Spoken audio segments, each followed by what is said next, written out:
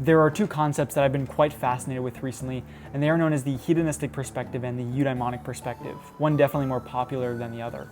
Hedonism could be described as the maximization of pleasure through various experiences, gratifying what is immediately at hand and avoiding displeasure at all costs, while eudaimonic could be summed up to seeking to maximize one's potential, one that is oriented towards virtue, putting away short-term gratification for long-term gains. And so we don't have to be geniuses to understand that eudaimonic living is the idealistic scenario and that which will ultimately lead to human flourishing. However, when we are in the face of these hedonic pleasures, we crumble. We know deep within our soul, deep within our spirit, that we should put away these things, put away these pleasures. Not to say that we have to live completely apart from pleasure or the absence of these things, but ultimately we know that eudaimonic living should make up the majority of our life. So I'm going to lay out the facts, lay out the truths, because we know what we should be doing and we don't. One idea that has helped me a lot in pursuing the eudaimonic perspective is knowing the outcome. So let's say, for example, with food, I'm quite aware of how detrimental certain foods are for me and how great certain foods are for me. Have you ever watched that McDonald's video where they show you how the nuggets are made and it's just completely disgusting? It takes the desire completely out, but when you are ignorant, you have no desire to stop because you're not even aware of the effects.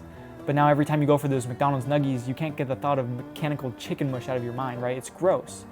And so the same applies to eudaimonic living. Let's start with what many call the hedonic treadmill, an endless loop of pleasure in which, in time, will fry your dopamine. I'll give you a visual.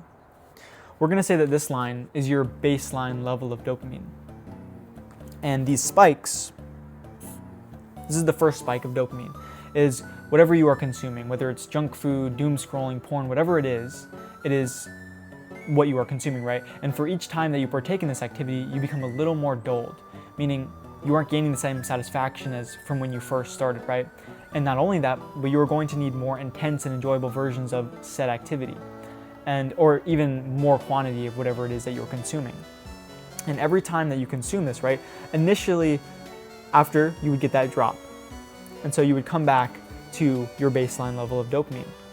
But eventually, as time goes on and you consume more and more and more intense versions of these things, you are going to fry your dopamine system. So you're gonna come back up, right? That was a little bit of a cracked line, whatever. But you're gonna come back and maybe you'll come back to baseline, but it's not going to be as intense, it's not gonna be as pleasurable as the first time that you did it or consumed it, whatever it was. And then you'll come back up again and obviously it won't be as high. But it will eventually, what will start to happen is you'll break your dopamine. Functionally, your dopamine will now be lower. You will have a lower baseline. So now your baseline is here. It's lower, but it's not gonna just happen once, right? You go up and you go up and you go up, and now your baseline level of dopamine is so low, you've dug yourself into a hole and you're not gonna be quite sure how to get yourself out of this, right? It's scary and you should be scared of it. This is going to absolutely drain you of motivation. You will have no desire to give to anything unless it has insane amounts of dopamine attached to it. Think about all that you are missing out on. If you are similar to me, watching this kind of content, very likely you want to achieve great things. But this will never occur if you are on the hedonic treadmill. It will literally rewire your brain to search for any amount of dopamine first, followed by intense displeasure after you realize the hole that you dug for yourself. This problem is actually quite new.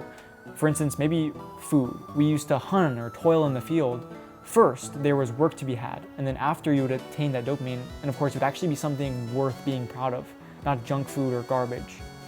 And also, I feel as if we as humans have a great desire to leave something behind, whether it's cave paintings, statues, people, YouTube videos. I believe in God, and that He has imparted this onto us because we are like Him. We see God in all of creation, His footprint, and we gain a lot of fulfillment from this, knowing that we have bettered the lives of others, having impact, no matter the size. So how do you hope to leave anything behind, your so-called legacy, if all that you live for is pleasure? I hope that this video finds you well, and I'll end off on this. A life well lived is defined by the impact that you made, and the impact that you made is defined by the life that you live. That's me trying to sound profound. And remember, give your gift to the world. I love you.